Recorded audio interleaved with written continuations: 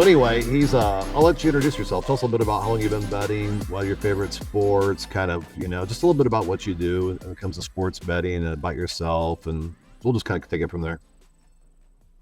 Yeah, sure. So, I'm known on the internet as business. Been sports betting for about 20 years, give or take. Just out of college, started doing that.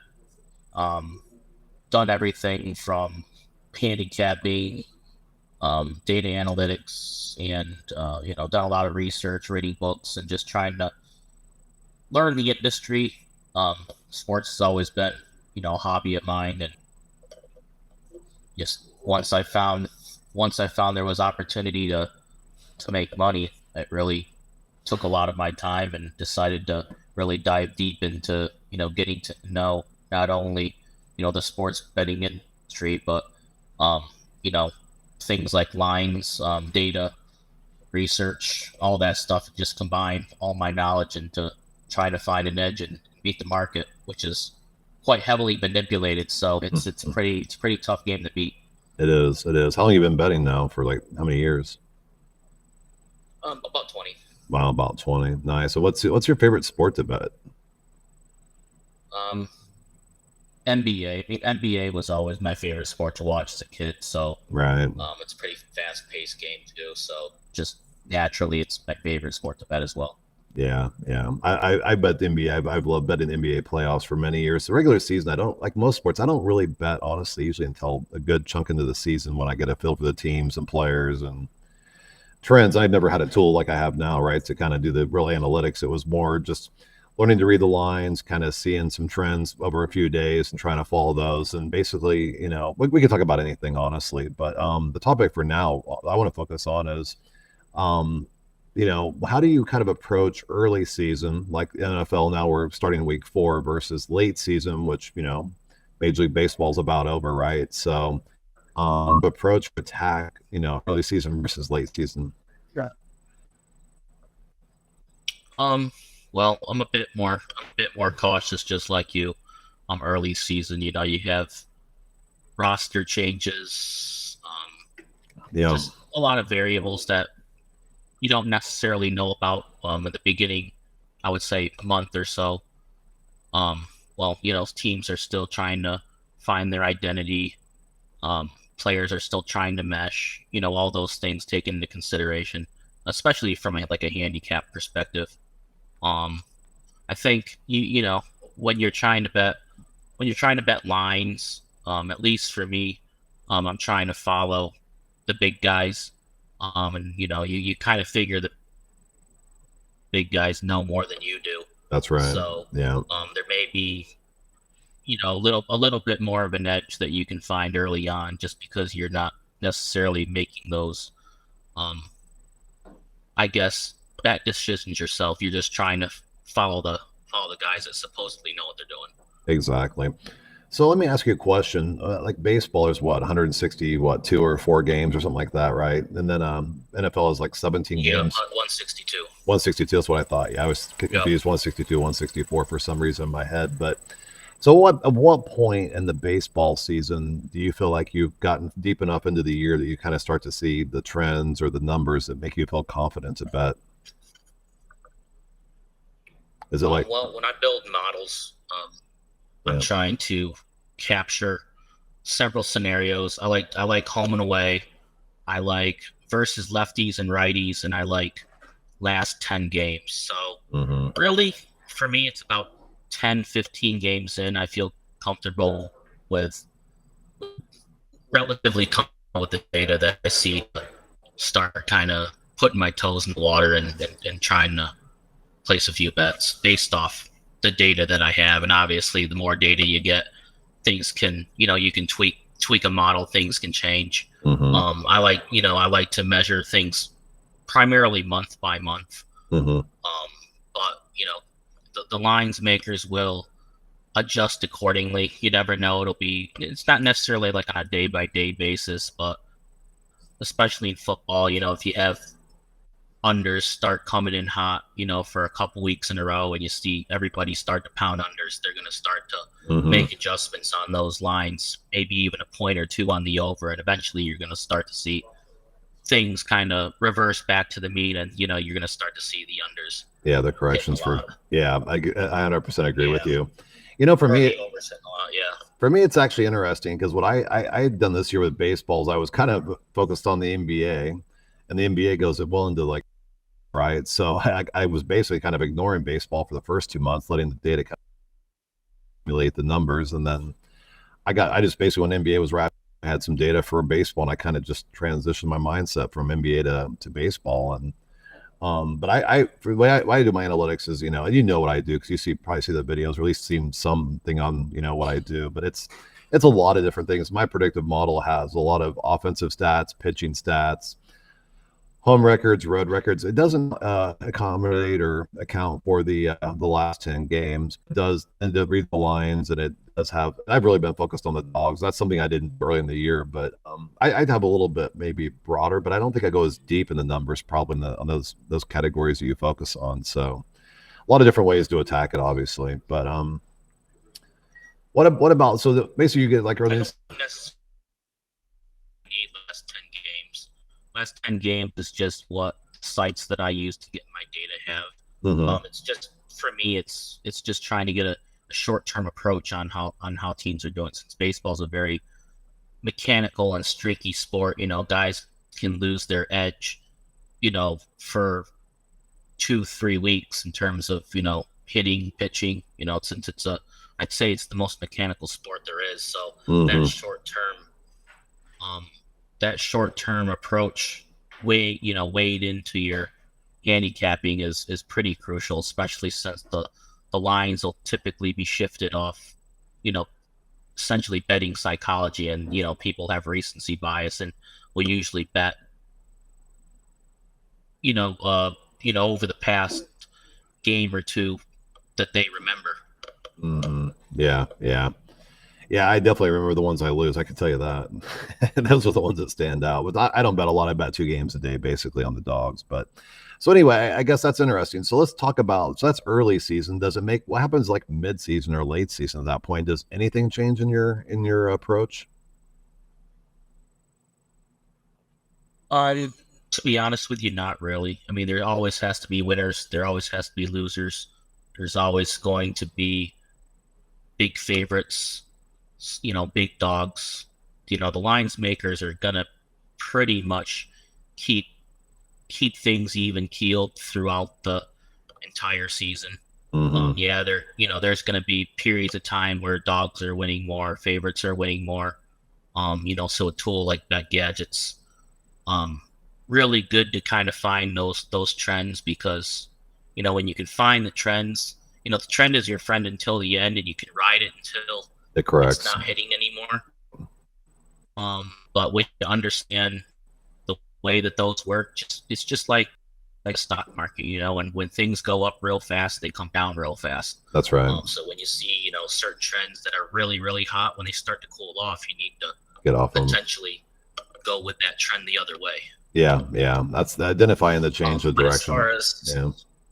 Yeah, but as far as our mid game, late game season, I mean, there's a lot of theories out there in terms of teams trying harder at certain points of the season than others. But I mean, it's going to reflect in the lines. I think the biggest thing that you have to watch out for is just, especially in baseball, well, especially in baseball and basketball, there are a lot of lineup changes later in the season. But I think different reasons for basketball.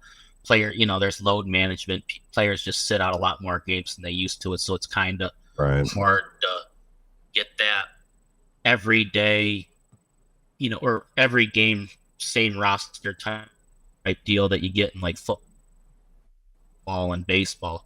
But especially right now for baseball, the teams that are out of playoff contention, I think right now are starting to kind of throw some of the young guys in there Yeah, that's and right. see, and kind of see what they have, since they have no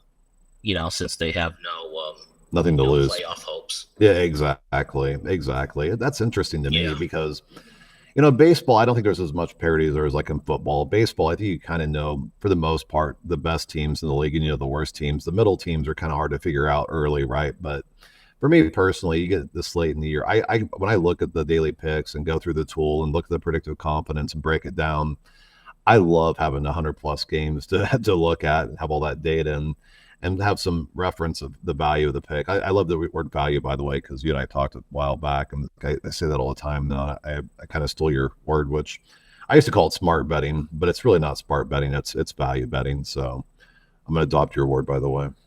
But anyway, so let's go to football for a minute. No, Football. I probably stole it from somebody else. So. I'm sure somebody else will take it and run with it, so that's totally fair.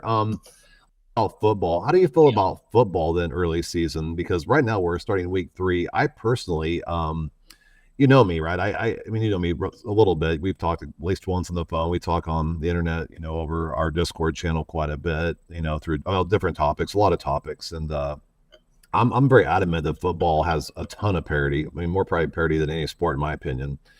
And so what I've learned over the years is I make most of my money around Thanksgiving to the Super Bowl. And so I kind of limp into football. But now that, we're kind of promoting the tool and the product, of that gadget, I found myself, after 2 weeks saying, okay, I've got a small sample size. Let's try to put out some picks. And it was funny because I did the model. This is no lie. I should have took a screenshot. I did the model based on what I believe the model should be. I tweaked it a bit. And based on the first 2 weeks of data, I was able to get my model to hit, 83% on the spreads and 100% on the money line. But again, that's like what, a handful of games. Well, guess what happened on week 3? I went like 1-6 on one and like 2-4 on the other one because my sample size was so small, it was irrelevant. I tried to be disciplined to stick to it, and it was too early. It was just too early to use the data to do much with it the way I do it. So tell me about kind of what you think of the NFL and the first couple of games in early season versus late season. Well, let's just say for whatever reason, your model would have been heavy on the unders. I mean, it would have looked in week 1 and it would have gotten whacked week 2. Right. Right. So from that standpoint, from a data analytics standpoint, it's kind of tough, especially if you don't have any prior season history. That's right. But lines are lying. If you understand how lines work, I feel that you can pretty much bet any sport at any time of the year, because it's all the same thing. You're following, you're following the smart money, or you're trying to fade the public. Like I've always said, if you fade if you're contrarian in any of the prime time NFL, you'll probably be a 60% lifetime bettor or pretty close to it. I agree. That's just how it works. Yeah, that's why that's a really really key point, because on NBA, not this year. This year I did not work for me, but historically, all I would do on the NBA was basically look to see which side the public's on, fade the public, and make my money on NBA. And mostly I was looking to fade the public on the dog. It's that home getting points kind of. There's certain criteria that I'd look for, right? But to up the units or down the units. But yeah, I totally agree with that. And that philosophy does work on some level. This year did not work on NBA. On baseball right now, just betting dogs and fading not really fading the public. It's more about the dogs and looking for. I like pitcher stats, honestly. Matter of fact, on my screen, I don't know if you can see my screen. Can you see my screen? Yep. So one of the things I was just looking at, I just ran from like July 1st to yesterday, and I was just kind of just browsing through this as you were talking. I was looking to see if I see any numbers that are pretty interesting. I find it interesting that the whip, the walks plus hits divided by innings pitched, for those of people who don't know, I know you know this, but some people don't. Those are hitting 53% at plus 27 units, which is 4 or 5. You're negative 28, and if you're over 6, it's really high. So there's some interesting bigger. I see a lot that I really interests me. Not really late season early, but as the last 10 games, you brought that up as well. I do look at the last 10 games a little bit. And the thing that, I see a lot, I've noticed a lot lately, maybe it's just, I've noticed it recently, but I've noticed the teams that are like 2-8 or 3-7 in the last 10 are almost as good as the teams that are 8-2 or 9-1. Have you noticed that? What's your kind of thinking on that? Almost as good as in what regard? Last week where you had a lot of well, I should say a lot of, but you had a few of the contending teams losing quite a few games. I mean, you have teams like the Braves that already clinched. Right. Their games didn't really matter anymore. Right. I think the Astros went on a pretty decent. They were losing to the Oakland A's. Um, but it's tough. I mean, I think the biggest thing, especially what I'm seeing in baseball right now, as compared to maybe when I first started betting, was the pen's probably the game that sports bettors still haven't adjusted to in terms of recognizing the importance of, because a lot of these starting pitchers don't go nearly as deep as the ones 20 got starting pitchers with a good whip. If those pitchers are only going 5-6 innings max, Hmm. it's leaving a third of the game to somebody somebody you're not even taking into account for. Mm. And back in the seven, they would go 7 innings minimum. Now they're going 6 innings maximum. Yeah. So the bullpens, I think a lot, most sports bettors that bet baseball season have seen, and I think they've kind of gotten worn out and frustrated at how many they've kind of suffered this year from bullpen pitching. And rough, no doubt about it. Okay. What else? It's just a shift. It's just a shift in the game. Changing. So we're actually going into anything going into week 4 that you want to kind of discuss, or NFL, kind of where we are in the year, kind of modeling the tool, just theories, or you heard the conversation last week, I believe. We talked a little bit on Discord about the conversation with August, right, about first line movement and kind of, the argument against or for it. And I think in the end, we kind of agreed it's a component, it's a data point. It's not the data point, but it's a data point, right? And he had some really compelling points. Well, I think he had some really interesting theories on that too. At the end of the day, Uh-huh. at the end of the day, it's all speculation, right? It's all speculation on True. why a line's moving the way it is. Right. We don't really know. But at least from the way I understand from reading books, is that when people use the term sharp, they're always referring to professional bettor, and especially nowadays, it's a bit different now than before, because now the every bet's being tracked. Before they would essentially walk into a casino and they would know who the sharp was just by their face, right? That's But right. now, you log into an account and they're literally able to track every bet, and they have know to the game how many times you're beating the closing line, et cetera, et cetera, et cetera. And the thing with sports betting is a lot of these books don't accommodate winning bettors. As soon as they deem that you have an edge that's not, like a true edge, they'll cut your limit down pretty severely, to the point that, it could be like a ban, but not really a ban. I might limit you like $1 or $10 or something like that. Yeah. But it's kind of, but there are some books that do allow sharps, and they kind of see it as like a cost of doing. The advantage that a book can have allowing sharps is, the sharps can give them information on where their line is or should be. That's And right. they can kind of treat that as like a cost of the sharp, but they're going to have a more accurate line and can exponentially more money off the public bettors. Yeah, the market makers, like, I guess, So like, it's more so yeah. it's more so who's betting the money rather than the amount of money bet. Yeah, yeah, Because there are a lot of whales out there that dump huge amounts on a game, that that are just an ordinary sucker with just a whole lot more money. There's definitely a few of those out there. And that would move, and so all money's not treated equally, and we don't have any of that information. So, like I said, it's really all speculation the way it does. Yeah, exactly. Did you have any other things around the reverse line movement topic from last week that you wanted to touch on, or? For me, I don't. There are certain spots that it's blatantly obvious who the who the right team is. In any sport, I primarily don't put a ton of emphasis on it unless it's in the NFL. Yeah, yeah.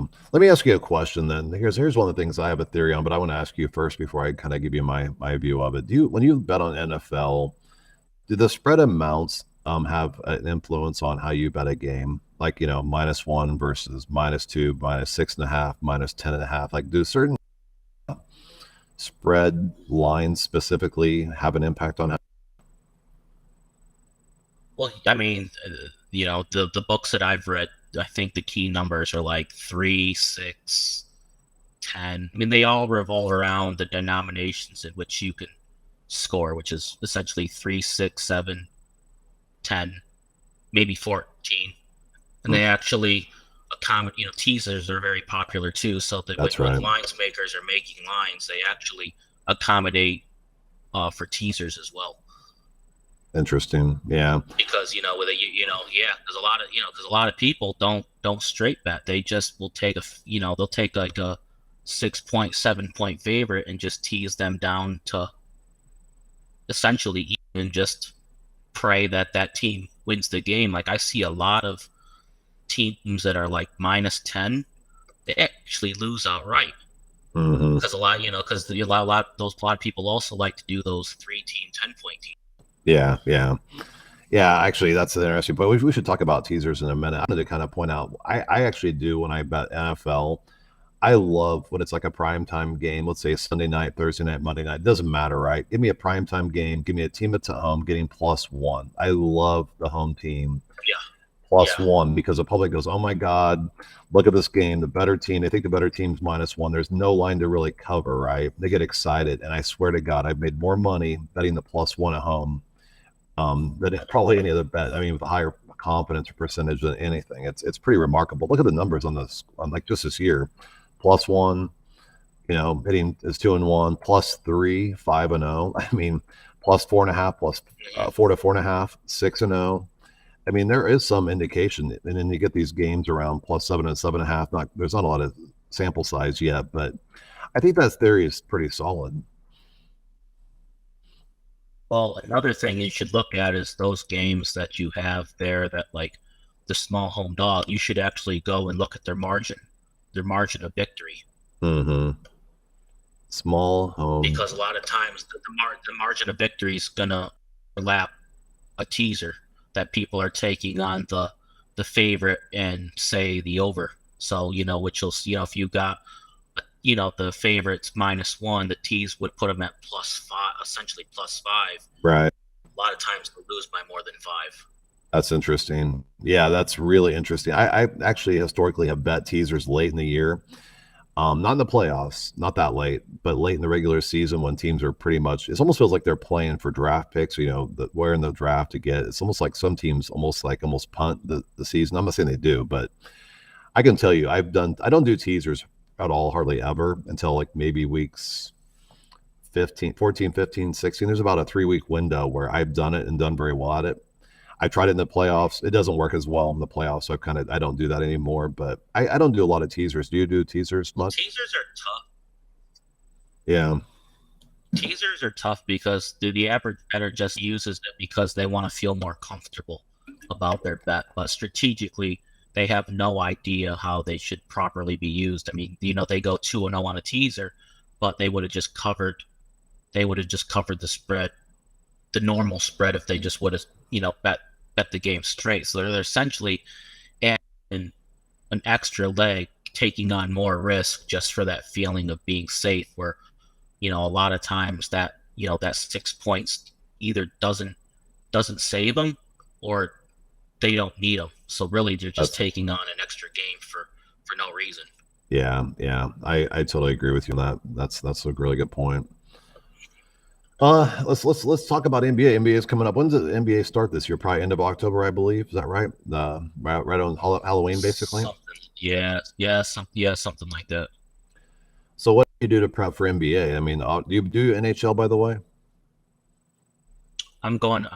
I'm gonna start this year since I had a lot of success doing baseball. I'm just going to run the same model for NFL. Nice. I'm sorry for NHL.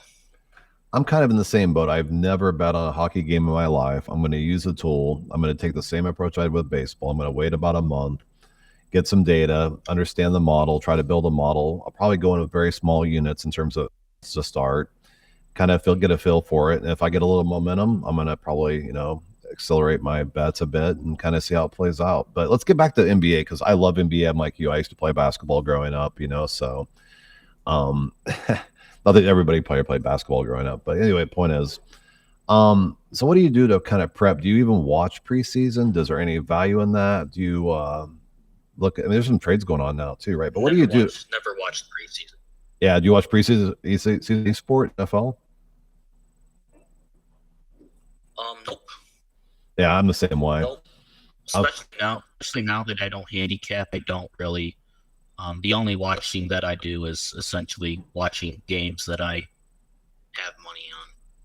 Yeah, I'm the same way. I'm a little bit of a fantasy football nut. I think you probably maybe heard on one of the podcasts, maybe you haven't, but I play in like 21 fantasy leagues, which is ridiculous, I know. But what I've learned by just my point is when I've done that, when I watch preseason, all I get is the mishype, which misleads me into things that aren't real. So I've learned to pretty much ignore preseason everything. This has nothing to do with betting. I try to pretty much block out preseason every sport. And honestly, it's not that exciting to watch anyway or bet on. No. You're just watching backups. Mm-hmm. So let's talk about NBA. So you had a theory. It's not really a theory. I think it's more of probably a fact. But you talked a little bit about how when you were how basically star players come out, or in baseball day games, star players come out to rest. I mean, you feel like a lot of times, some of the time, not all the time, but some percentage of the time, the lines will basically not adjust, and people think they've got an advantage. Talk about that a little bit. Yeah. So, I think one thing that people need to understand that can instantly help a bettor is that, then these lines are, you're dealing with some of the best manipulators in the world. It's nice to have some sort of statistical foundation that can give you kind of a starting point. Because if you're to do that, if you're to do that, a lot of your data will actually be relatively close to what the lines actually are. But then there are a handful of games that sit quite a bit away from where the line should be.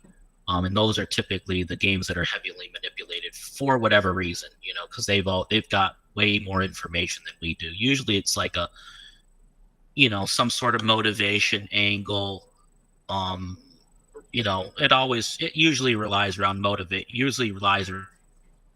motivation and effort in terms of where these lines discrepancies are. Because let's face it, you have a team that's better than another team. How does the team that's not as good win by 20 points? The team just didn't give as much effort that night. Yeah.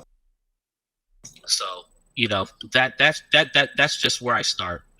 From a line perspective in terms of line moves. So what you're talking about with like injuries and roster changes, you just have to ask yourself why.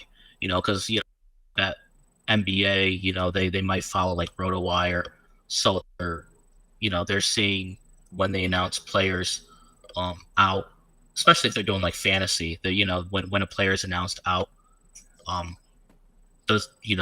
does that do to the line? Sometimes a line will move way too much for the player that's going out. Sometimes it won't move much at all. So you kind of just have to ask yourself, does it make sense? And usually, if it doesn't make sense, you want to go.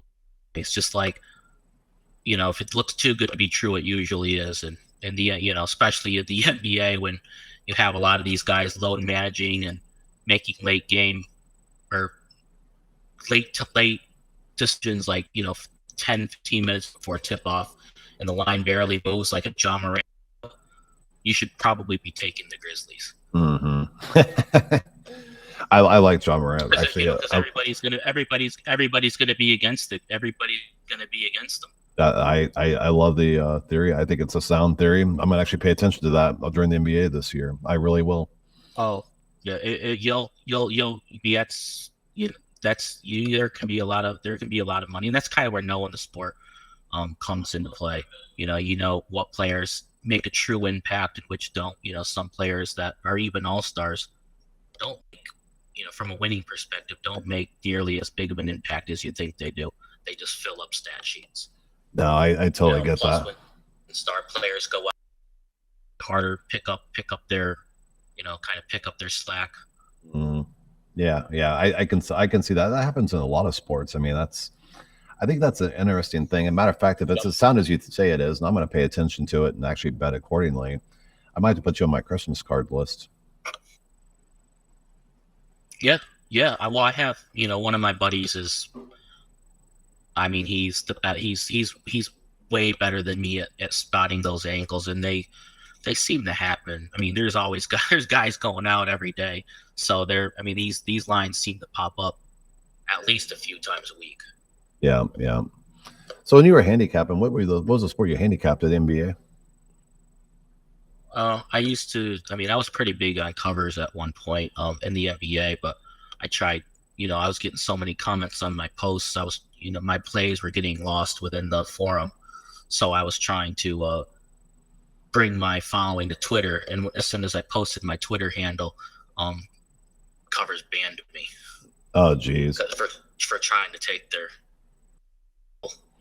That's ridiculous. Well, the good news is we love the community. We want to build the community. I want you to come on the show like once a month and just be a guest and just kind of just monthly touch base, and we'll just have some conversations about what we're seeing. And I want to kind of walk you through something I've been doing on NFL, and I plan to do this NBA and NHL. And I want to hear your feedback. I want to kind of have you just double check my homework if that's cool.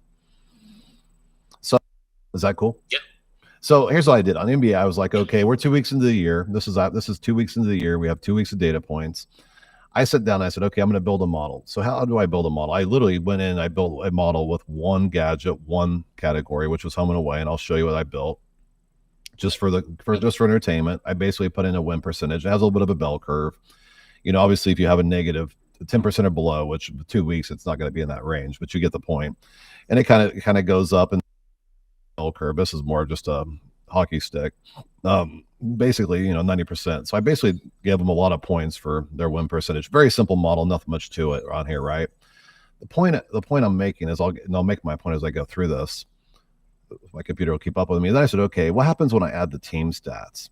So I went into NFL, and I'll show you the team stats I put in here. I put in what I thought were the most important stats, which were like offensive passing yards a game, which I did it for my own team, the opponent, because you have to do both sides, right? Then I got the rushing for my own the team and the opponent. The points per game obviously would be hugely important. Defensive yards per game, penalty yards, I'm not sure how relevant they are, but they all got the same weight in terms of values. Fumbles, turnovers, takeaways, interceptions, and things like that. That's pretty much it. Then I go back to my model, right? So then I was like, okay, how does home and away stats look by itself in isolation, everything else? Then I added the team stats, and then honestly, you can see the records were the same after 2 weeks. And then I went in to add the spreads because I was really focused on the spreads. And I'll even show you how I built the spreads model, which it would be interesting because we talked a little bit about, minus +1 versus -1. Let me find, I must have skipped past it. Spreads right here, 14.5. Let me get down. A lot of zero values in here right now because actually they're all zeros. So I must have not saved my model correctly. But the point of it was I had it set up to say +1 had a lot more value than a -1, right? Back into this progressive kind of modeling that I'm doing. What I did is I kept adding more things like the splits, and I would add the spread change, and I would add the change from the open, like basically which way is the line moving and how much is it moving and things like that. And what happened is after taking these and kind of turning the knobs on the numbers and the gadgets, I was able to model based on phenomenal. It's like 83% over here, up here with all the most models. It kind of dropped to 54% on the spread, but the money line was 6-0. And that's not all the games. I don't know why it's not quite pulling the numbers right, but you get the point. So my point was I did that. I thought, okay, I built a model that I feel pretty good about based on 2 weeks of data. change my dates and show you what happened as of 21st to 25th. These are all really good numbers. Now they corrected themselves dramatically. Small sample size, looked at historical data, broke it down into chunks, thought I kind of started to figure out a trend. The trend, nothing good came out of it for me. Too early in the year. What do you think? What do you make of this kind of approach? Right. Yeah, exactly. I mean, that's what I do. That's what I do too. I literally go week by week, because I mean, week by week and then month by month and then month by month, because you're exactly right. Things can change on a dime. I always hold on. I got a cough. No, you're fine. While you're doing that, I was going to say. So basically, I think the point here you're making it, I think I agree with, is it's like that stock market analogy, right? You have a big spike. The trend is strong. I was hitting 83%, 100% on the first 2 weeks based on the trends. I could see the trends. I try to get on that stock when it's peaking, and guess what? The next day the stock dropped, and I missed the boat. Got to be smarter than the correction. I should have almost been betting the opposite. I should have been betting the opposite, knowing it was going to correct. So I should have almost. You didn't correct this week. That's fair, but at some point you got to basically be prepared for the correction, I guess, is my thinking.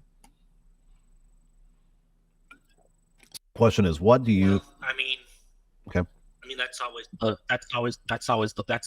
hard part. Yeah. Especially when you're trying to bet something that you're trying to build out at the same time. You know, it's not proven at the end of the day. I mean, like for my NCAA model, I've got a fade the line move that's been hugely profitable the first 4 weeks. Doesn't mean it's gonna in week 5, but I mean, I sure do feel I certainly do feel a whole lot more confident after 4 weeks than 2 weeks. Yeah. But yeah, I agree with you. Let's look at the analytics for the first 3 weeks of the year really quickly and see what we believe to be interesting. So these are the first 3 weeks, I believe. Oh, my dates are correct. I'm pretty sure they are. And I go rolling through this. I see a lot of around 45 to 55%, which you'd expect. Spreads that are -2 are hitting 67%, but only 3 games. So that's not exactly a compelling number. This one's interesting, -3.5 of 5-0. I always kind of believe at -2.5, they're trying to bait you into taking the +3. I'm kind of 50-50. At -3.5, they're trying to get you to take the dog. You can see that theory seems to be working right now. 5.5. That's only 2 games. Trying to find some bigger number games. Here's one, +3. The +3 number is at 6-2 and 25% after 3 weeks. That's interesting. I would expect that one to be a little closer to 50-50, but again, small sample size, right?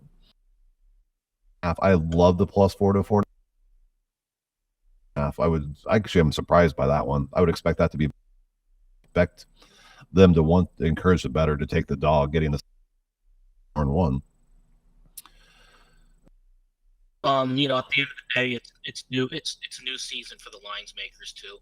True. From a model building perspective, it's kind of like when I first started doing baseball this season, it was the All-Star break, and although I did get into, adding it, my ultimate goal was to essentially just collect data for 3 months, and not off any trend that I saw, no matter how hot it was, because at the end of the day, with trends, by the time you recognize it's a trend, you could be 10 games, how much longer that trend's going to go. So just about building up good data for the next go around, which is really next season. So especially what you're doing with ball here, some of these strong trends that, even, if you have for the first 2 or 3 weeks, you still need to tread light in the short term, but in terms of being good for next season, at least it's building a nice buffer of units to potentially be something that you can, bet for an entirety of next year. Yeah. I'm looking forward to the year-to-year snapshot, the month-to-month snapshot. Matter of fact, I come from a computer background. I've worked in IT since I was right out of college, and I have some patents on what we call predictive like network congestion or RAN congestion, which was basically the theory is how do mobile networks basically predict congestion based on human behavior, right? And the point of that and they had data scientists when we were doing this, like I don't know, 15 years ago. It was a long time, maybe 10 years ago, whenever it was. The point was they could actually model the amount of capacity in an area based on people going to work the same day, the same places. And what they would do is that, and here's a key point, they would look at historical recent trend data. They look at some of those were the three kind of parts to it. And the point was, there's a key point. They could actually predict when they would have congestion at like almost a 90 to 95% accuracy because trends and then some sort of event factor, you can build a model. And so modeling does work. There's no doubt about it. To what extent? I mean, you can't bet a model on sports it's 90% because it's way more random than people going to work every day or driving the same places or whatever patterns people live in, right? But the point is, modeling does work. So I'm not a data scientist. I'm not going to sit here and tell you that I can basically build algorithms that do this, but let's kind of keep playing through this. So you have splits. You don't seem to be a big believer in splits, are you? I like splits. Oh, do you? The only, you just have to understand. You just have to understand the pros and cons. And the cons are, you're not, unless you just happen to be on the right side, you're never going to be a closing line move, because in something like Bet Gadget, it's using when you're running historical off the best split on the close, which means that you have to essentially wait very, very late, almost until the game starts, until the betting splits to a point where you can confidently say, okay, this is in the range that it needs to be for me to place my bet. Because, if you place your bet too early, that game could fall out of the range that it needs to be in a play, to be a play. That's so true. Actually, I do exactly that. I usually wait till late afternoon to put out my picks because of exactly that reason. It's consistent. And you don't have a hard number that you're looking at, like a professional guy that may say, okay, I want Dallas at -3. The line may be at 4 at some point. They're going to hold out until they get 3. Like they have a very, very specific, and you're using betting splits. You just, it's not saying that you can't win. You most definitely can win, but it's just a different type of betting where you can't ever get a bet in early when you're lying. Never. Yeah, I totally agree with you. I guess we've been going for now probably 35, 40 minutes. I'm not exactly sure. So we got about 5 more minutes. We got to wrap up. So I was thinking about a couple things to kind of make this what do you think about doing a roundtable and bringing in the treks and the lobes and just the modelers that we have in our community and just roundtable some of these topics? Do you like that idea? Yeah. I don't see why that'd be a bad thing. The guys seem to know their stuff. And I mean, the thing I've noticed about you and a lot of these guys, and I'd like to kind of explain this maybe for a minute too, is, I mean, you guys are really adamant about over-unders. I don't know if it's the Empire and, win losses, but so tell me a little bit about kind of honestly, it just, we have a lot in common. I just think that we're both PA guys, open-minded, and we just totals just happened to be something that we both gravitated towards the most. It wasn't anything more than that. He was already into him before I met him. Interesting. They're more predictable though. I would. It was just, Do you think they're more? I don't know though. I don't know if they're more predictable, but it's a more fun bet because you don't care who wins or loses. You're just rooting for runs or no run. Interesting. Do you have a favorite on betting overs versus unders? Yeah, well, put it this way, I don't, especially in the NBA, I won't watch a game if it's in the under because I just can't. The clock just does not run out fast enough. I love that. That's interesting. But I'm watching the game all day if I got the over. Exactly. And then they go cold and they can't hit a 3 and miss layups and miss free throws. You have like everybody's like Shaq at the free throw line at that point, huh? Well, I got this, in the NBA, it's not so it's not as accurate anymore because of the amount of points they score. But I got this kind of like 4-point rule in my head. So, if there's 12 minutes in a quarter. So 4 points a minute's 48 points. So, roughly the totals used to be around like low 50s, but now, first quarter could be like 60. So I just got a rule in my head and like kind of internal pace clock of how, where they sit in regards to 4 points a minute. Mm-hmm. The fact that you actually know the whole math, because I can tell you with complete honesty, I do the same thing. I will watch a game and I will see the total and then I will do the math and I can almost tell you to the minute if I'm winning or losing in my head by watching. I've done this for years, right? On basketball. And you probably do the same thing, right? Yeah. You're watching it. It's amazing. And I have a buddy that comes over all the time and he'll sit there and goes, you win? I'm like, well, we're 6 minutes in the game. They've scored, let's say 30 points. I have the under, I'm losing by 4. And I know already. And he goes, how do you know that? I go, I've been doing this stuff for a long time. And it's just amazing because you're an addict and you have to know all the time if you're winning or losing. The thing that's interesting too, though, is with like DraftKings, I actually have gotten really fond of live betting, buying the lines where I want to buy them and then cashing them out when I get ahead and then buying back in. It's almost like a stock. It's almost more fun. I get more value. It's also more risk, I suppose, but I've had tremendous success buying in on live bets. I know there are a lot of professional bettors that only live bet. I mean, they might have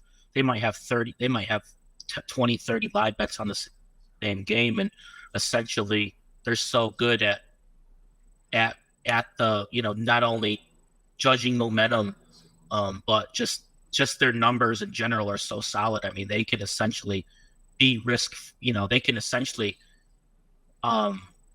leverage themselves so they're risk-free pretty much every bet. They're, they may miss out on some of the upside, but they're limiting their downside to almost nothing. Yeah. No, it's fascinating. Let's just say, I mean, you have a team in baseball.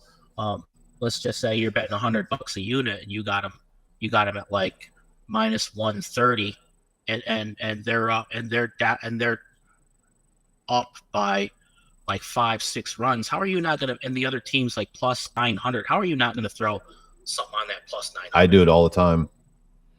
I've done it a lot. I do it a lot. Yeah, I mean, it's just there's just a lot of different ways where you can take a very, very small amount of risk to essentially break even on your game at the very least.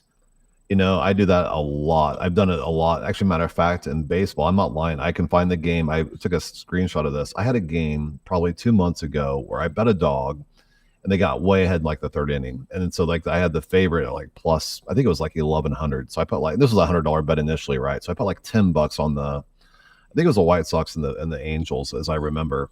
And I think it was the Angels were like a heavy favorite. So I had the White Sox. They got up like 7-3 or whichever way it was. I threw like, I think it was like $10 on the one side. So all of a sudden I was guaranteed I couldn't lose. The worst I was going to lose is my $10, or I'd lose my 100, but I was still going to not lose any money really, right? And then the game actually started to go back the other direction. So I bought the other team at 1,100. I have to find this ticket so I can show it to you. The point was I had both teams over plus 1,100. One was like plus 1,400. One was plus 1,100 on the same game. And I was like, holy crap. I will find that ticket and send it to you in Discord. It was fascinating.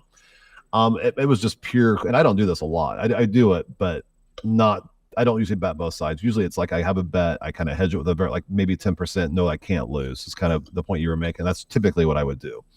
But I'll give you one more example, and then we'll kind of go through a couple of things and wrap. I was betting Colorado State 2 weeks ago. I was watching this game. I wanted to get in on the game.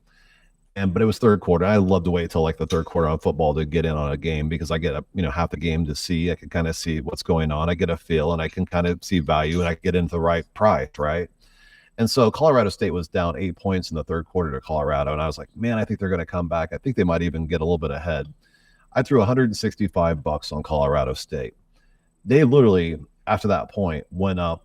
Over that, the rest of the third quarter, with like 6 minutes to go in the fourth quarter, they were up by 11 points. And all of a sudden I was like, man, do I buy Colorado and hedge my bet or what do I do? I sat there and watched the game. Colorado State gets stopped. Colorado goes down and scores a touchdown. Now they're up 8 points. And I'm watching this game. And I had this point, the live bet, the cash out from 165. It paid me plus 750. I should have told you that. Plus 750.